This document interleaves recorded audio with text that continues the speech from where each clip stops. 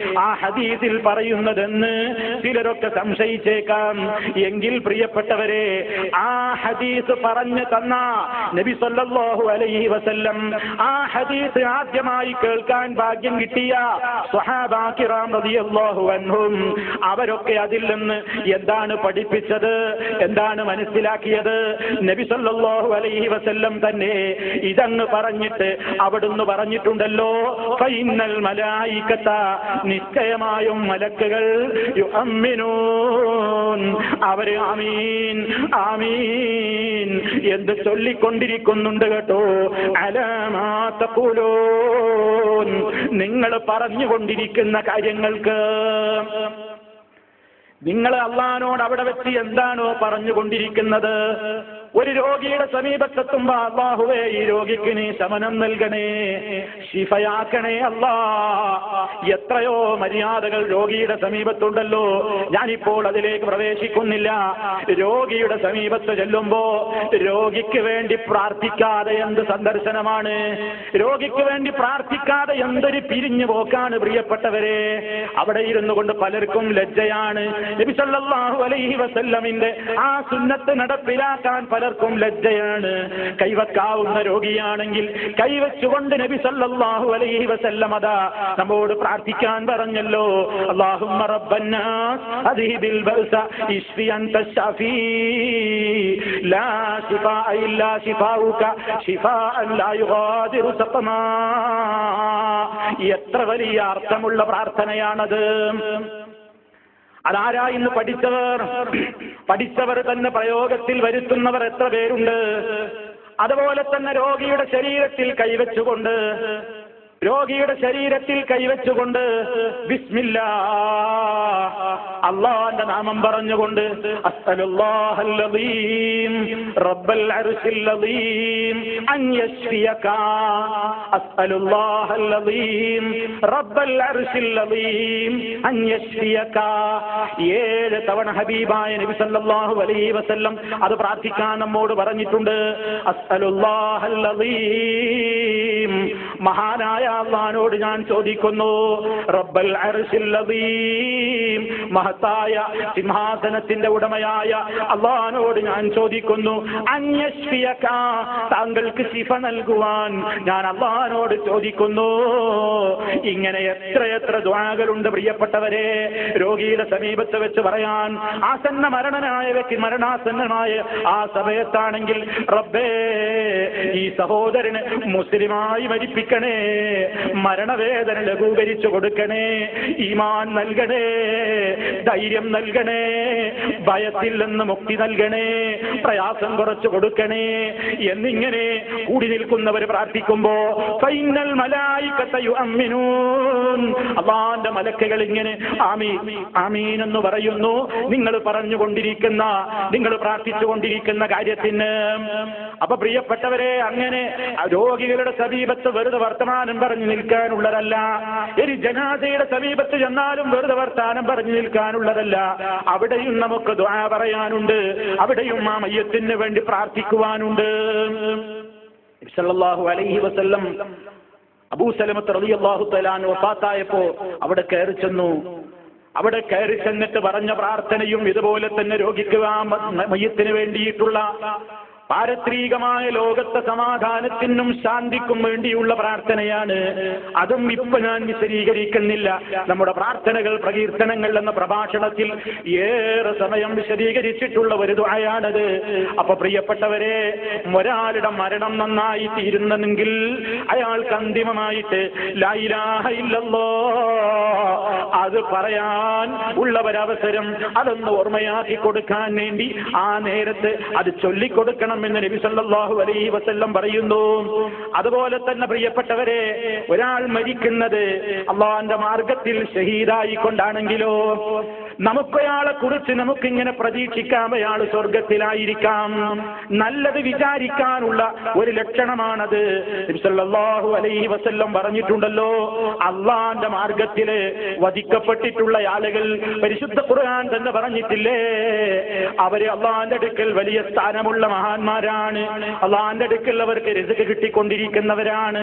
തങ്ങളിലേക്ക് വന്നു ചേർന്നിട്ടില്ലാത്ത ആളുകൾ നല്ല നല്ല കർമ്മങ്ങൾ ചെയ്തിട്ട് അവരും ഇങ്ങോട്ട് വരാൻ വലിയ മോഹം വെച്ച് പുലർത്തുന്നവരാണ് ബർസഖിയായ ലോകത്തെന്ന് അല്ലാഹു സുബ്ഹാനഹു വ തആല ഷഹീദുകളുടെ പ്രതിഫലം പറഞ്ഞപ്പോ, അതുപോലെ തന്നെ നൂറുകണക്കിന് ധാരാളക്കണക്കിന് ഹദീസുകളിൽ ശുഹദാക്കൾക്ക് ലഭിക്കുന്ന അത്യുന്നതമായ പദവികളും പറഞ്ഞപ്പോ അതിൽ നിന്നൊക്കെ നമുക്ക് മനസ്സിലാക്കാം, ആ നിലക്ക് മരിച്ചു പോകാൻ കഴിഞ്ഞാൽ സ്വർഗം ഉറപ്പ് തന്നെ.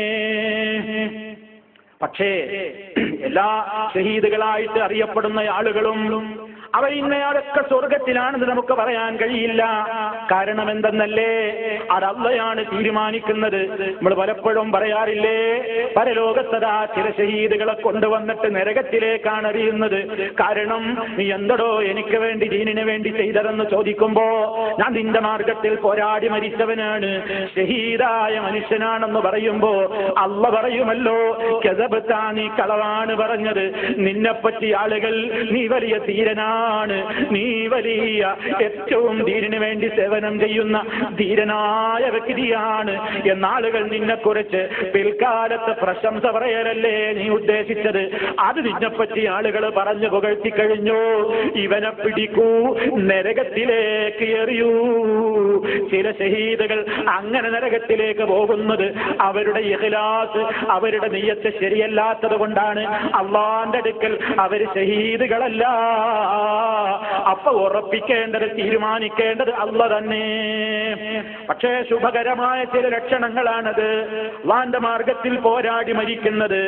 ഇനി സഹോദരങ്ങളെ, അത് മാത്രമല്ല, ഈ ഉഖ്റവിയായ നിലക്കും ചില ഷഹീദുകളുണ്ട്. ആഖിറത്തിൽ ഷഹീദുകളുടേതായ സ്ഥാനം ലഭിക്കുന്ന വേറെയും ചില ആളുകളുണ്ട്. ചില രോഗങ്ങൾക്കൊക്കെ അടിമപ്പെട്ടുകൊണ്ട് മരിച്ചു പോകുന്ന ആളുകൾ അവർ ഉഖ്റവിയായ ഷഹീദുകളാണ്. അള്ളാന്റെ അടുക്കൽ അവർക്ക് ഷഹാദത്തിന്റെ പ്രതിഫലമാണെന്ന് നബി സല്ലല്ലാഹു അലൈഹി വസല്ലം പറയുന്നു. അശ്ശുഹദാഉ സബഅത്തുൻ സിവൽ ഖത്ലി ഫീ സബീലില്ലാഹ്. അള്ളാന്റെ മാർഗത്തിൽ പോരാടി വധിക്കപ്പെടുന്ന ഷഹീദിന്റെ പുറമേ വേറെയും 7 വിധത്തിലുള്ള ഷഹീദുകളുണ്ട് ജനങ്ങളെ.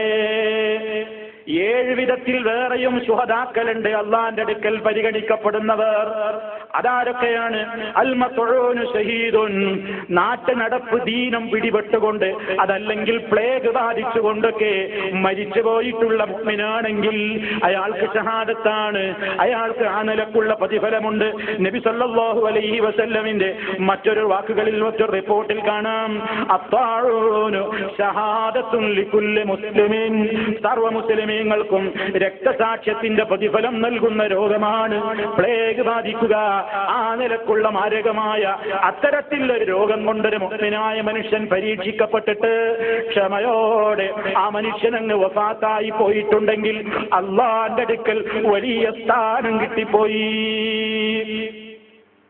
അപ്പൊ അത് അള്ളാന്റെ അടുക്കൽ പരിഗണിക്കപ്പെടുന്ന ഒരു ഷഹീദാണത്.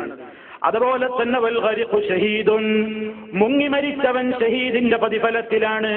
വസാഹിബു ദാത്തിൽ ജംബി ഷഹീദുൻ, പക്ഷപാത രോഗം പിടിപെട്ടുകൊണ്ട്, പക്ഷാഘാതം പിടിപെട്ടുകൊണ്ട് മരണപ്പെട്ടു പോയിട്ടുള്ള വ്യക്തി ഷഹീദാണ്.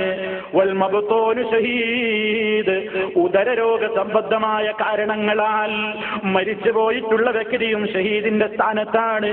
വൽ ഹരിഖു ഷഹീദ്, തീപ്പൊള്ളലേറ്റിട്ട് അഗ്നിബാധയാൽ മരണപ്പെട്ടു പോയിട്ടുള്ള മുഅ്മിനും ആ നിലക്ക് ഷഹീദിന്റെ സ്ഥാനത്താണ്.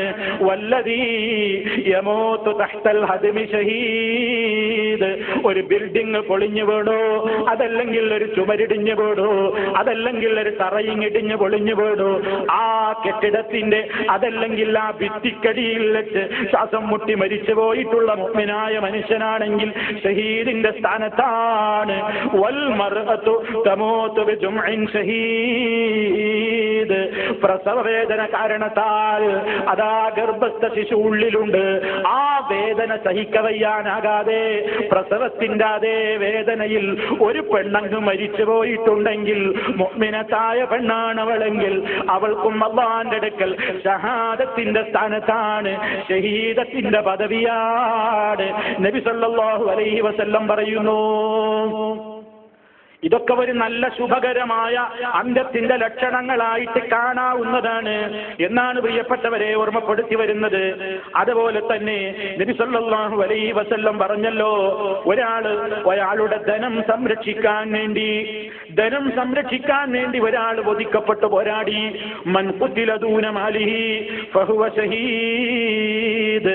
ആരെങ്കിലും തന്റെ ധനം ഒരാൾ കൊള്ളയടിക്കാൻ വന്നു, തന്റെ കച്ചവടം ഒരാൾ കൊള്ളയടിക്കാൻ വന്നു, അതല്ലെങ്കിൽ തന്നെ ആരെങ്കിലും ആ നിലക്ക് തന്റെ പണം തട്ടിപ്പറിക്കാൻ വന്നപ്പോ അവനോട് എതിർത്ത് നിന്ന് പോരാടിയപ്പോ അവന്റെ കുത്തുകൊണ്ട് മരണപ്പെട്ടുവെങ്കിൽ, തന്റെ ധനത്തിന്റെ സംരക്ഷണത്തിന്റെ പാതയിൽ ഒരാൾ കൊല്ലപ്പെട്ടതാണെങ്കിലും അവൻ മുഅ്മിനാണെങ്കിൽ അവൻ ഷഹീദിന്റെ സ്ഥാനമാണ്.